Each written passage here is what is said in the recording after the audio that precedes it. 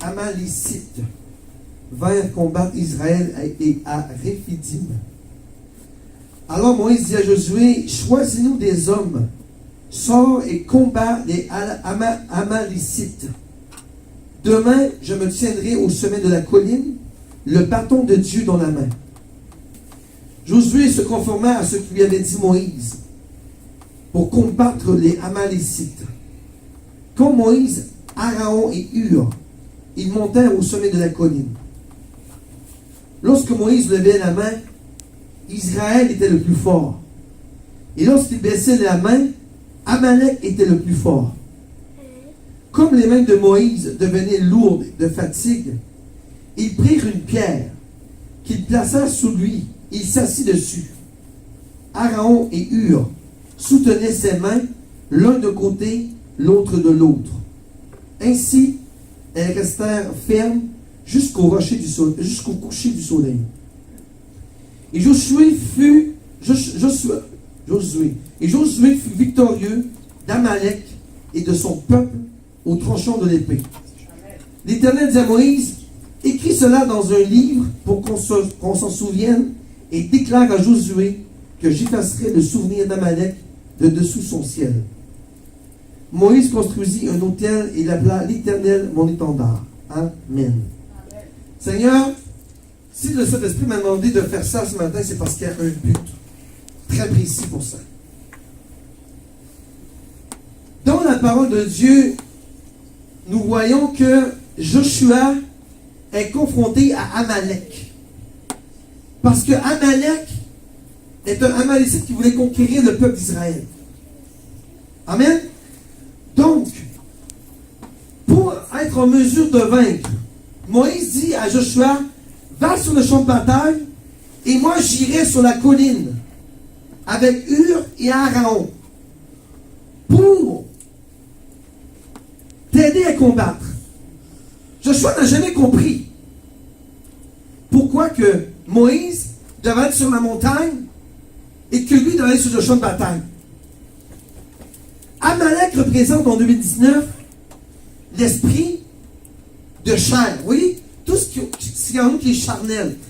Et c'est pour ça que la parole de Dieu nous dit, cet esprit-là va travailler de génération en génération. Donc aujourd'hui encore, on ne combat pas contre la chair. Oui, on combat contre la chair. Et c'est pour ça que des chrétiens ont beaucoup de difficultés dans cette vie parce qu'ils ne prennent pas l'étendard de l'Éternel. Ils ne prennent pas ça. Parce que vous êtes dans un champ de bataille. Vous êtes dans un champ de bataille. Aujourd'hui, en 2019, la vie est une bataille. Et je le dis tout le temps, mon fils. Aujourd'hui, là, c'est pas la paix totale sur la terre. Vous êtes dans une guerre. Et dans cette guerre, vous devez porter le drapeau de Jésus. Jésus te donne une mission ce matin. Comme qu'il a donné à Moïse. Il a dit à Joshua, tu vas aller sur le champ de guerre.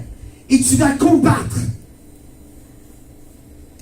Qu'est-ce que Moïse... Je vais aller dans la parole. Qu'est-ce que Moïse a fait? Ou des cœurs, ou des intelligences.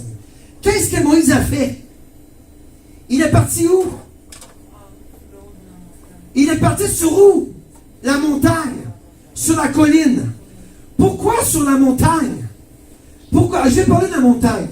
Dieu me dit. Regardez Isaïe.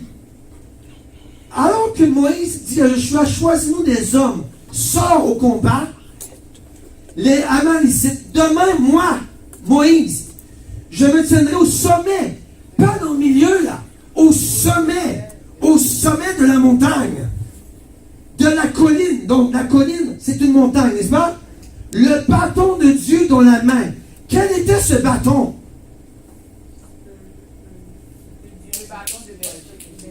Non, c'est quoi le bâton que lorsque... Ok. Lorsque Moïse a rencontré Dieu, il était où? Au mont Sinaï. Qu'est-ce que Moïse avait dans la main? Un bâton. Qu'est-ce que Dieu a dit à Moïse qu'il allait faire avec ce bâton? Il allait faire des prodiges. Ce qui représentait la puissance de Dieu. N'est-ce pas? Parce que le bâton, qu'est-ce que Dieu a fait? Lorsque Moïse a rencontré Dieu, Dieu a dit, jette ton bâton. Comment le bâton s'est transformé en serpent? Et Dieu a dit, prends le bâton, prends le serpent par la queue. Pourquoi pas par la tête? On a pris pour ça vendredi. Pourquoi Satan, pourquoi Dieu, excusez, n'a pas dit de le prendre par la tête? Pourquoi? Parce que nous sommes la tête, parce que Jésus-Christ est la tête. Donc nous devons prendre par la queue. Parce que Satan est la queue. Le serpent représente Satan, le diable. Donc si tu prends Satan par la tête, tu lui donnes la victoire. Satan est la queue. Tu dois le prendre par la queue. Dieu te dit, prends le serpent par la queue. N'est-ce pas? Satan est la queue, n'est-ce pas? Satan n'est pas la tête. Satan est la queue. Donc, Dieu dit à Moïse, prends back le serpent par la queue. Lorsque Moïse a pris back par la queue, le serpent est devenu un bâton. Et Dieu a dit, lorsque tu iras affronter Pharaon, tu vas te servir de ce bâton-là pour détruire Pharaon. Parce que la puissance de Dieu était dans le bâton. C'est le même bâton que Moïse était sur la colline. Pendant que Joshua attaquait, ce même bâton. Est-ce que Moïse avait le bâton à côté de lui? Non, il l'avait dans les airs. Dans les deux mains dans les airs. Il était, imaginez-vous. Viens ici, pasteur Nathalie. Viens ici, pasteur Nathalie. Je vais vous donner un exemple. Prends le bâton. Les deux, je parlais de tout. Lève ta main. Non, comme ça. Moïse avait probablement ça, comme ça. Et mets-le en haut. Les deux mains, les deux mains. Mets les deux mains sur le bâton. Ça représente la puissance de Dieu. Lorsque le peuple qui était sur le champ de bataille regardait le bâton, il regardait la puissance de Dieu. Et pourquoi que Moïse était sur une colline? Parce que la colline représente la grâce. Parce que la colline représente la puissance de Dieu. Pourquoi Jésus allait prier? Reste à toi.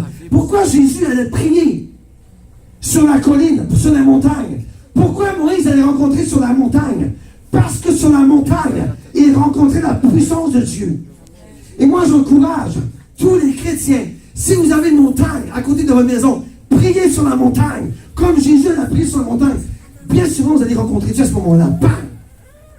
Parce que Dieu représente la montagne. Je ne vais pas te faire souffrir là. Je vais juste te... non, reste là. Je vais juste te faire montrer l'exemple comment ça peut être court. Mais je vais peut-être... Ok, arrête. Vous voyez, elle a duré peut-être 2 minutes. Pendant une journée, Moïse avait des bâtons comme ça et regardait vers le ciel. Pendant une journée. Qu'est-ce qui s'est passé? Ok, je vais revenir aux montagnes. Pourquoi vous devez aller sur la montagne? Pourquoi Jésus? Et on a lu dans la parole. Regardez. Marc. 6 jours après, Jésus prit avec lui Pierre, Jacques et Jean. Il les conduisit où? À l'écart où? Pourquoi Jésus est parti sur la haute montagne? Pourquoi? Il fut. Donc, la parole de Dieu te dit, si tu vas à la montagne, c'est l'endroit que tu vas rencontrer Dieu. Jésus était seul à la montagne, n'est-ce pas? Il était seul. Pourquoi qu'il est allé à la montagne? Pour rencontrer Dieu. Si tu veux rencontrer Dieu, je ne te dis pas de faire une idolâtrie avec les montagnes. Je te dis que si tu as un jour à côté de toi, en faisant une route, que Dieu t'appelle à aller sur la montagne, vas-y.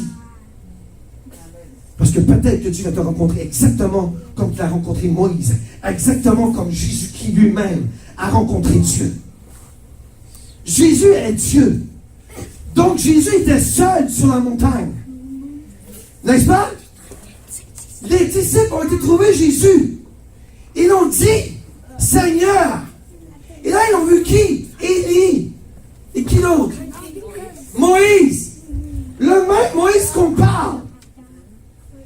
Il a dit, Pierre dit, Seigneur, il est bon que nous dressions une tente. Une pour toi, pour Élie et une pour Moïse. Mais ils n'ont pas compris que ce Seigneur de gloire était sur la montagne parce qu'il est la puissance de Dieu. Il est la grâce.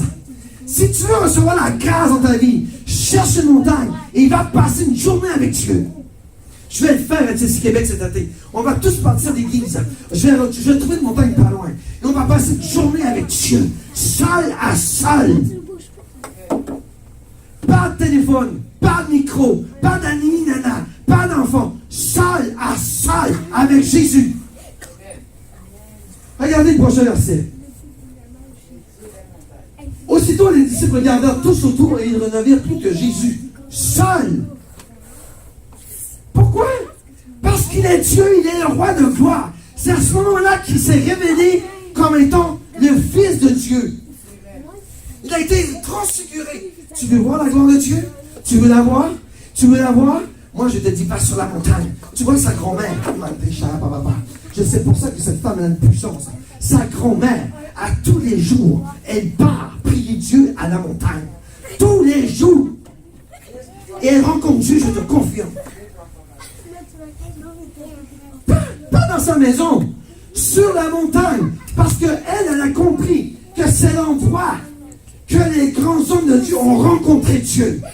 Moïse, Jésus lui-même, Élie, et je pourrais vous en nommer d'autres, David.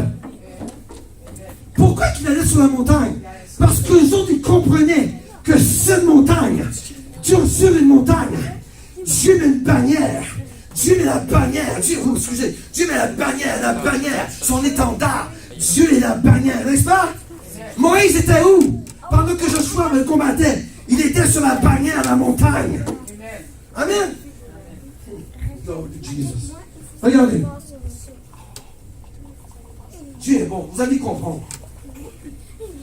Regardez Isaïe. Il arrivera dans l'avenir que la montagne de la maison de l'Éternel sera fondée où? Au sommet des montagnes. Je vais répéter Mantré Charamayama. Si la parole le déclare, c'est que les montagnes sont importantes. On va répéter. Dans l'avenir, que la montagne de la maison de l'Éternel sera fondée au sommet des montagnes. Qui est la maison de l'Éternel? Quelle est-elle? Vous savez quelle est? Quelle est-elle? Quelle est-elle, la maison de l'Éternel? Le mont Sion. Le mont Sion, c'est quoi? Une montagne. Et où Jésus dit qu'elle sera bâtie sa maison? Sur la montagne. Il ne dit pas en bas. Parce que Dieu est supérieur. Dieu est un Dieu de supériorité. Dieu n'est pas à la queue, il est à la tête. Donc Dieu se met sur la montagne pour aller chercher la tête. Quand on prie comme ça, Dieu n'est pas à la queue, il n'est pas en bas, il est en haut. On a prié pour ça vendredi. Dieu n'est pas en bas, il est en haut. Et c'est pour ça que Dieu est sur les montagnes. Et c'est pour ça que Dieu dit, je bâtirai ma maison. Ma maison. Ma maison. Ma maison. Sur la montagne. Et regardez. Est-ce que la parole de Dieu, elle s'abaissera? Non. Dieu dit, ma montagne s'élèvera au-dessus des collines et de toutes les nations. Ce sera la montagne des montagnes. Ce sera la montagne que tous les gens sur cette terre, lorsque le Seigneur arrivera avec sa grande Jérusalem céleste, qu'ils verront la gloire de Dieu. C'est cette montagne que Jésus parle. Et tu parles, je vais les mettre en bas des collines. Non, Jésus n'est pas la tête, n'est pas la queue, il est la tête. Jésus n'est pas en bas, il est en haut. Donc, lorsqu'il reviendra dans sa gloire, tous les gens de ce monde verront la gloire de Dieu. Dites-lui, Seigneur, tu es ma grande montagne. Seigneur, tu es ma montagne. Tu es mon rocher. Avec quoi une montagne est formée? Avec de la terre, des arbres. Mais la pièce principale, un rocher, un roc. Qui est le roc? Jésus. Une montagne est bâtie sur le... L'église, elle sera fondée où? Sur les montagnes. Qui représente qui? Jésus. J'ai fini ma prédication. Non, c'est pas vrai. Mais comprenez-vous que Moïse, lorsqu'il a pris son bâton et qu'il était sur la colline, les hommes en bas qui combattaient Amalek, c'est votre portion aujourd'hui. Lorsque tu combats contre la chair, contre les désirs de ce monde, tu dois faire comme Moïse, aller sur la montagne, élever ton bâton, ton bâton, ton bâton, ton bâton, ton bâton. Quel est ton bâton? L'épée de l'esprit. Vous êtes trop fort pour moi. Vous êtes trop fort. Quel est ton bâton aujourd'hui? L'épée de l'esprit. Tu dois prendre l'épée de l'esprit et la mettre là-haut et regarder vers le ciel. Dieu est bon. C'est ta portion. Tu veux combattre tous les principautés Amalek dans ta vie. Tout esprit de chair. Tu vois, on a des problèmes des fois à faire des achats impulsifs. Tu dois arrêter. Et tu dois dire, Seigneur, je me présente sur ta montagne avec le bâton de cet esprit en haut. Dis-moi, Seigneur, combat cet esprit d'Amalek qui me fait des pensées sur la terre. C'est un esprit. Amalek est un esprit. Vous devez combattre l'esprit d'Amalek dans votre vie. Si vous êtes charnel, vous devez combattre cet esprit-là. Comme Moïse l'a fait. Allez sur la montagne avec le bâton et regardez où? Vers le ciel. Amen. Regardez. On va continuer. Regardez le bâton. Regardez. La parole de Dieu dit dans Isaïe, des peuples s'y rendront en foule et tireront. Et c'est votre portion. C'est votre portion à vous tous ici. Des peuples, des Noël, des Olga, des pasteurs Stéphane, des pasteurs Nathalie, des Abigail, des Noémie, des Marlon, des Samuel, des Marie-Noël, des Olivier, des Anthony. Venez, montons à la montagne. Où? Est-ce qu'on a dit aller descendre dans la mer? Non, non, Jésus n'est pas en bas. Vous voyez, Satan est en bas, il est dans la mer. Jésus est dans le ciel, il est dans le 3e ciel. Il représente le roc, la montagne. Et vous devez dire, venez, montons à la montagne, à la maison de Dieu de Jacob. Il fera quoi? Il nous enseignera ses voies. Et nous marcherons dans ses sentiers. C'est ta portion aujourd'hui au nom de Jésus. C'est ta portion, c'est ta portion, c'est ta portion. Jésus l'étendard, Jésus l'étendard, Jésus l'étendard. Et il y a l'étendard dans ta vie. Montons à la montagne. Allons à la montagne et suivons les voies de l'Éternel. Amen. En effet, c'est de Sion. Vous voyez? Que sortira la loi de Jérusalem et la parole de l'Éternel. Amen. Tout est dans la parole de Dieu. Amen. Amen. Je vais vous parler du bâton maintenant. Le bâton de Moïse. Lorsque Moïse, j'espère que Dieu va vous toucher ce matin. Lorsque Moïse, parce qu'on est venu ici tantôt avec 2 bâtons très légers, elle aurait duré comme ça une demi-heure, elle aurait tombé. Parce que le sang arrête de couler dans les mains. Vous voyez? Levez la main, Israël. Lorsque Moïse levait les mains, Israël était plus fort, mon gars. Israël était puissant. Israël avait la puissance de Dieu. Et lorsque Moïse commençait à être fatigué, lorsque Moïse commençait à sentir la fatigue, il commençait à baisser la main. Et lorsque ses mains commençaient à baisser, à trembler, la puissance de l'Éternel se retire. Et à mesure que tu baisses, parce que le Dieu est ton hauteur, le Dieu de la colline, le Dieu de la puissance de l'Éternel, tu dois regarder en haut. Le bâton doit être en haut. Ton bâton du Saint-Esprit doit être en haut. Vers. Pourquoi qu'on élève les mains en Dieu? Pour se soumettre à Dieu, n'est-ce pas? Pour lui dire, Seigneur, je te remets ma vie, now. Prends-la. Je te redonne toute la gloire, l'adoration. C'est pour ça qu'on élève les mains vers Dieu. Sinon, on élèverait quoi? Pourquoi? Pour rien. Si tu lèves les mains en chantant, en priant, en glorifiant l'Éternel, c'est pour te dire, Seigneur, cette guerre, elle t'appartient. Seigneur, c'est à toi. Cette bataille, Seigneur, elle est à toi. J'élève mon bâton. Et regardez Moïse. Il était fatigué, Moïse. Moi, mon frère, c'est 300. Et là, son bâton baisse et il baisse. Et la puissance de Dieu, et la parole de Dieu, lorsqu'il baissait la main, Amalek avait le dessus.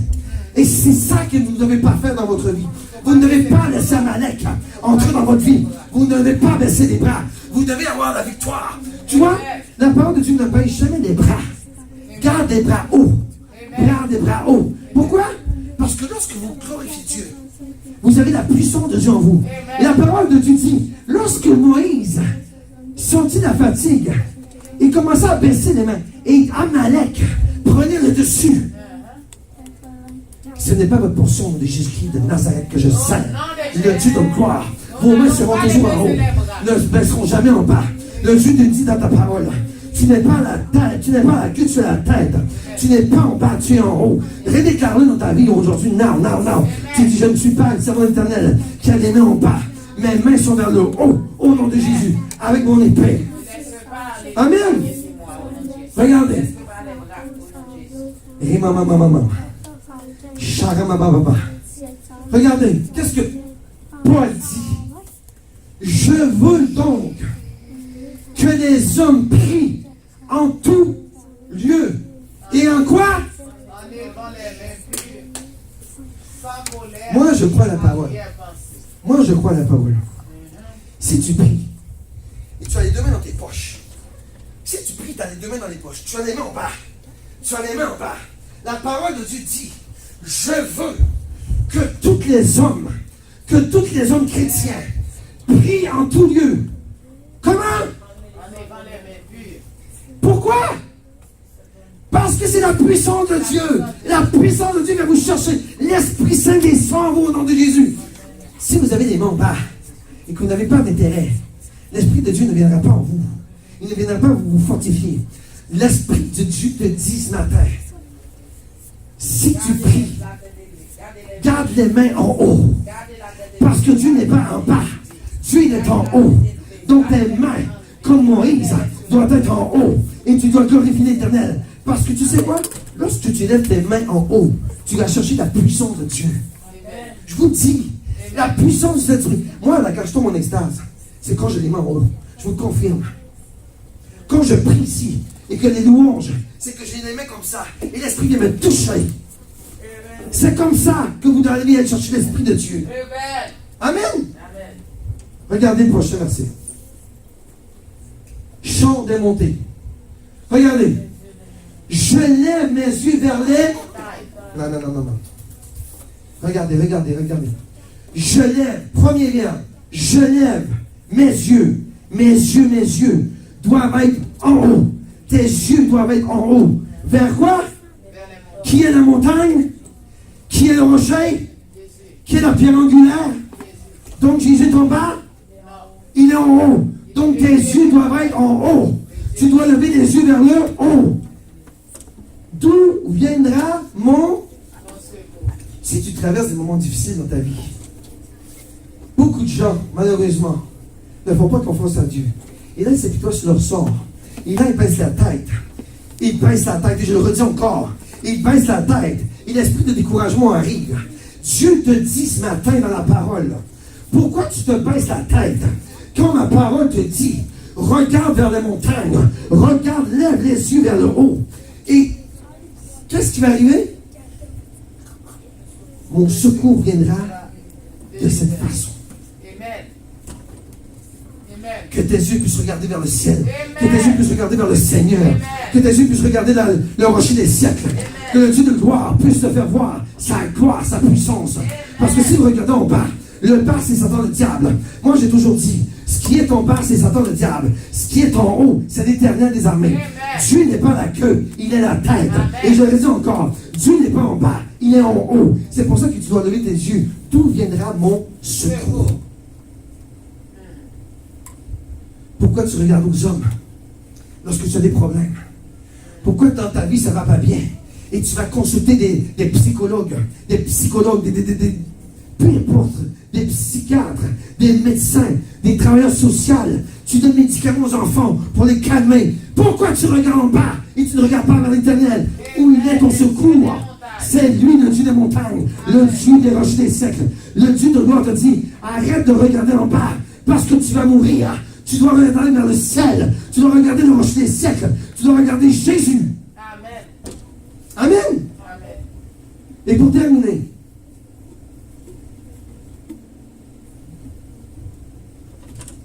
regardez. Comme les mains de Moïse devenaient lourdes de fatigue, Et comprenez-le, une journée complète, jusqu'au coucher du soleil, Moïse était comme ça. Qu'est-ce qui s'est passé? Regardez l'histoire, comment elle est belle. Moi, j'adore lire la parole de Dieu, parce que c'est une belle histoire. Regardez, comme Moïse avait les mains avec le bâton comme ça, et lorsqu'il voyait que Amalek prenait le dessus, Aaron et Hur comprirent la puissance de Dieu. Aaron et Hur comprirent la puissance de l'Éternel lorsque Moïse était concentré sur son bâton. Mais un jour ou l'autre, on est tous humains, et ça baissait, et ça baissait. Et là, les gens en bas, ils savaient que le bâton baissait. Ils voyaient Amalek prendre le dessus. Et c'est votre portion aujourd'hui. Vous ne devez pas voir Amalek prendre le dessus dans votre vie. Qu'est-ce que Hur et Aaron ont fait? Ils ont assis Moïse sur quoi? Une pierre. Jésus-Christ. Jésus-Christ. Ils ont pris Moïse. Ils ont dit, ok, tu ne peux plus. Ça prend ta pierre. Ça prend ton rocher des siècles. Ça prend ta pierre angulaire qui détruit tous tes ennemis. Non, on n'a pas le choix, Moïse. Tu dois t'asseoir sur le rocher des siècles. Tu dois t'asseoir sur la pierre qui est Jésus. Tu dois te tenir fort avec Jésus. Assis-toi, Moïse. Et nous allons te tenir les bras. Amen. Lorsqu'il a assis Moïse sur la pierre, Moïse était rendu bas. Donc Hur et Aaron, chaque côté, ont pris les bras et les ont tenus en haut pour conserver la puissance de l'Éternel. Pourquoi Jésus était la pierre et que Moïse devait lever encore les bras? Parce que Jésus voulait démontrer sa puissance. Jésus est la pierre. Et Jésus te dit, même si je suis avec toi, regarde en haut, ne regarde pas en bas. Même si je suis ton rocher, ne regarde pas en bas, regarde en haut. Parce que ma puissance vient de mon Père qui est dans les cieux. Amen. Amen. Jésus, ton rocher, mantribaba. Réchauffe ta pierre angulaire, ta pierre d'achèvement, qui détruit des ennemis. Il les casse, il les brise. Au nom de Jésus-Christ de Nazareth. Et si Moïse s'est assis sur le rocher, la parole est terrible. La parole est merveilleuse. Aaron et Hur, remplis du Saint-Esprit, disent en eux-mêmes, nous allons assez mourir sur la pierre. Et ils comprirent par l'Esprit que la pierre qui était le rocher dur, la pierre qui représente Jésus-Christ. Puisses-tu aujourd'hui t'asseoir sur la pierre? Puisses-tu aujourd'hui t'asseoir sur la pierre et faire confiance en Jésus dans tes combats? Puisses-tu, Seigneur, aujourd'hui faire comprendre à ton peuple, Seigneur, qu'ils doivent s'asseoir sur la pierre et non sur le sable mouvant qui va les enfoncer en bas. La pierre, c'est ton solide. Ta pierre, c'est ton roc. Tu ne peux pas enfoncer dans la pierre. La pierre, Jésus-Christ de Nazareth. Tu ne peux pas caler avec la pierre. Tu vas être élevé avec la pierre. Parce qu'aucune personne ne peut détruire la pierre qui est Jésus-Christ. Si tu t'assois dans le sol mouvant, tu vas couler. Amen. Aïe, aïe, aïe, my God, Jesus. Remamamama. Chakaramatalamantouba. On achève. Regardez Daniel. Regardez Daniel. Regardez le prophète Daniel. Qu'est-ce qu'il dit dans sa parole? Pendant que tu regardais une pierre, et j'aurais pu prendre l'histoire de Jacob aussi, une pierre s'est détachée sans aucune intervention extérieure. Elle a frappé les pieds de fer en argile de la statue de ton Amalek. Une pierre. Si tu regardes en haut et tu ne regardes pas en bas, et tu vas faire comme Daniel, la puissance de Dieu fera tomber un rocher sur tes ennemis. Au nom de Jésus. Vendredi prochain, nous allons prier avec le rocher des siècles, une pluie de rochers. Au nom de Jésus. Qu'est-ce que la pierre, elle a fait au pied de la statue? Elle a pulvérisé. Amen. Lorsqu'on dit pulvériser, là, je ne sais pas si vous savez le mot, c'est détruire complètement. En miettes. Ce n'est même pas possible de reconstituer. Lorsque c'est pulvérisé, c'est barbare. Il n'y a plus de conception possible. Elle est détruite à jamais. C'est la portion de vos ennemis aujourd'hui au nom de Jésus. C'est la portion de tous vos attaques. C'est la portion de vos amaleks. Votre amalek qui vous travaille, qui vous essaie de vous détruire. Votre amalek qui vous essaie de vous emmener dans ce monde charnel. Le Dieu de gloire, détachera la pierre. Il détruira, va pulvériser votre amalek dans votre vie. Au nom de Jésus-Christ de Nazareth. Oui, Seigneur, pulvérise amalek dans leur vie. Oui, Seigneur, toi et la pierre d'achèvement, détruis amalek dans leur vie au nom de Jésus. La parole est puissante. La parole est puissante. Et pour terminer, 1 Corinthiens 14. Regardez, qu'est-ce que Paul dit? Ils ont tous bu à la même boisson spirituelle. En effet, ils buvaient à un rocher. Ils buvaient à un rocher. Ils buvaient à un rocher spirituel qui les accompagnait. Et ce rocher était... Puisses-tu boire cette eau de vie que Jésus-Christ va t'amener de Jésus. Puisses-tu boire toi aussi à ce rocher qui va te redonner la vie. Puisses-tu boire à ce rocher au nom de Jésus-Christ. Ta coupe spirituelle, l'eau spirituelle, le rocher qui les accompagne. Tu as un rocher qui t'accompagne avec toi à Noël. Tu as un rocher qui t'accompagne avec toi. Et ce rocher se nomme Jésus-Christ. Parce que tu es le temple du Saint-Esprit. Vous avez tous le rocher des siècles avec vous. Il suffit seulement de l'employer et de le détruire tout un mal-être dans votre vie. Au nom de Jésus-Christ de Nazareth. Vous avez un rocher. Vous devez boire. Vous savez, Jésus dit dans la parole, je suis la vie. Je suis l'eau de vie.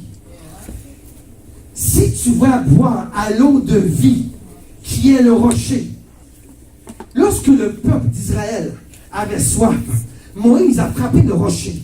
Et qu'est-ce qu'il est sorti du rocher? De l'eau, mon papa. Et pourquoi Dieu n'était pas content après Moïse? Parce qu'il avait frappé le rocher. Il avait frappé 2 fois. Si tu frappes le rocher, qui est le rocher? Dieu a dit frappe 1 fois. Il a frappé 2 fois. Tu dois écouter Dieu. Tu dois l'écouter. Et le peuple s'est abreuvé avec l'eau de vie. Si tu as soif aujourd'hui, je ne parle pas de l'eau naturelle. Si tu as cette soif qui te manque, cette soif pour Jésus qui te manque, tu dois aller au rocher. Le rocher, la bannière. Tu dois aller chercher ce rocher, la bannière. Il allait à la bannière, au nom de Jésus-Christ. Il allait chercher cette eau. Amen.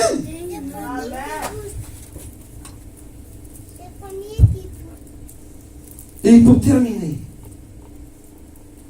et c'est sur ça qu'on va prier, et que je vais vous bénir. Moïse, lorsqu'il eut gagné la bataille, parce que tu es gagnant dans la bataille, parce que tu es gagnante, tu as abattu Amalek dans ta vie, tu vas le détruire. Qu'est-ce que la parole de Dieu dit? Un autel appela Adonai Nissi. Le Seigneur est ma bannière. Le Seigneur est ma bannière. Pourquoi Moïse a érigé un autel avec un feu?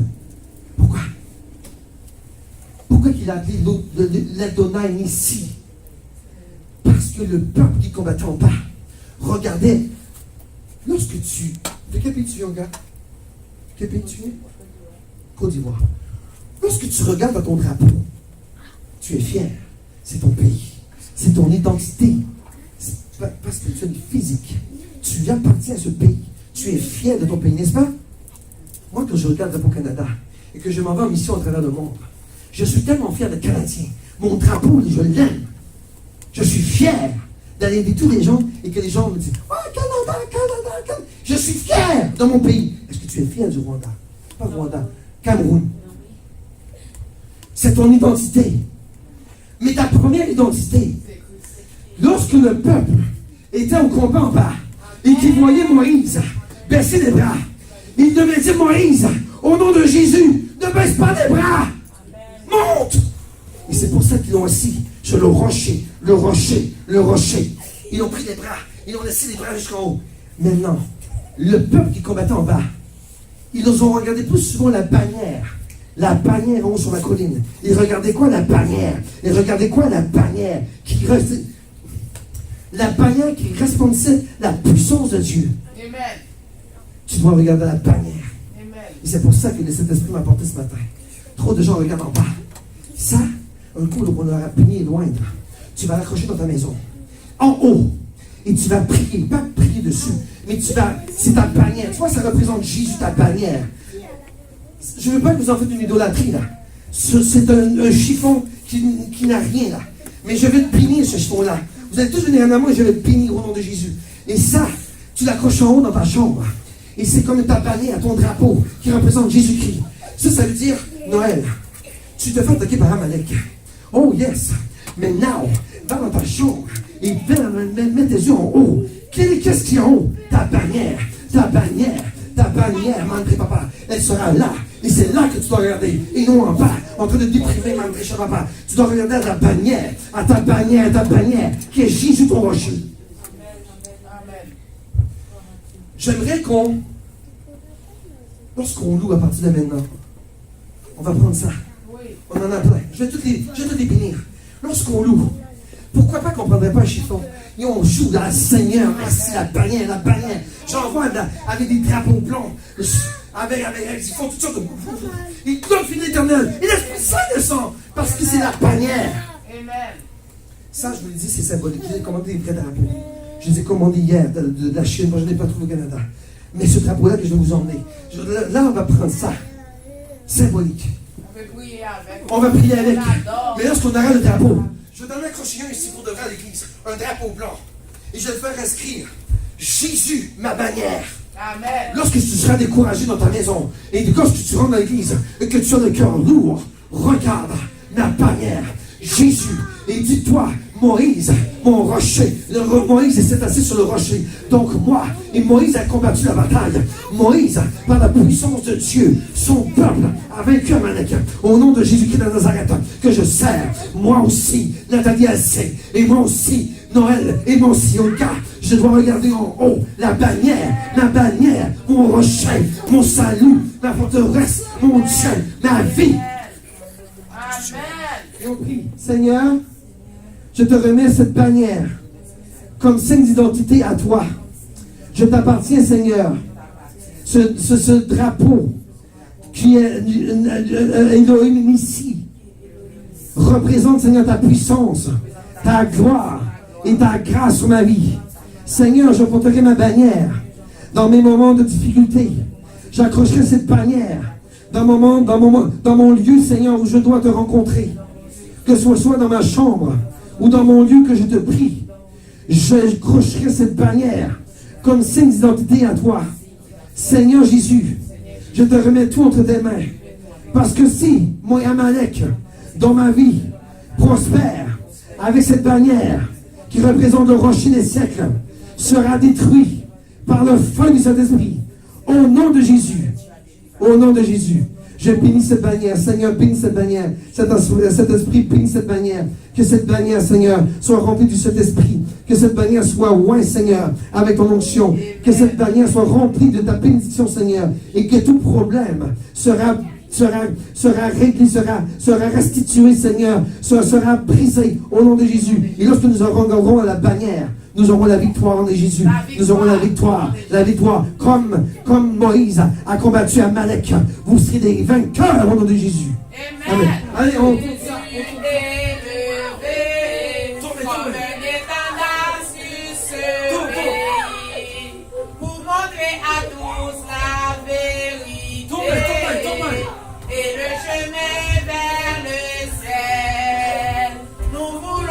Jésus élevé comme un étendard sur ce pays.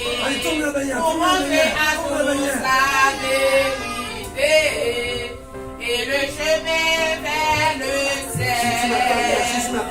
Nous voulons voir Jésus. Nous voulons voir Jésus. Nous voulons voir Jésus.